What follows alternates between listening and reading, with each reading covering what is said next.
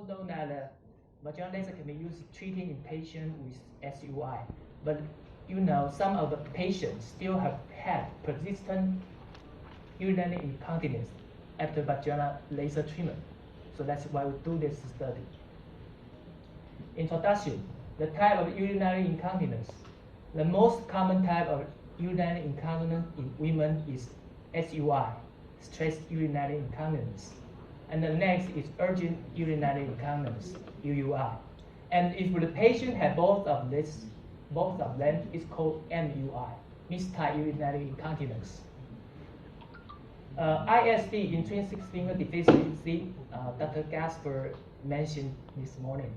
ISD, also called type 3 SUI. Yeah, it's one of the causes of SUI. And the prevalence could be as high as 20% in SUI patients. Yeah. So it's type 3. It must have type 1 and type 2, right? Let's go on. This is very important. I have to emphasize this. Stress urinary incontinence, including universal hypermobility and intrinsic sphincter deficiency, right? And universal hypermobility is accounting for about 80%, and ISD is account for 20%. And it's very important.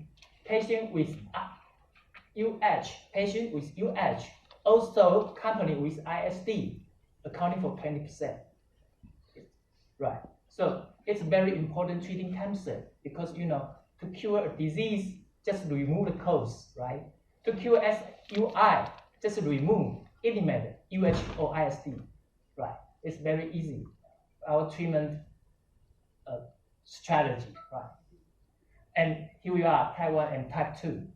Universal hypermobility can be diagnosed by Q-tip test using cotton swab placed in the bladder and patient cough or abdominal strength, and the angle is greater than 30 degrees change, right? 30 degree change.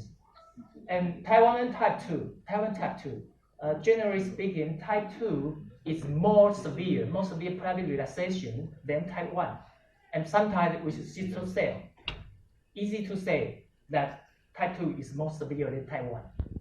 And the urodynamic study of UH could be normal. If MUCP then be normal, and VLPP that's greater than 60 cmH2O, it could be normal. And here, type 3 SUI. It's called sphincter deficiency. This is urine leakage present when the urethra cannot close completely, when the patient cough or patient abdominal strain.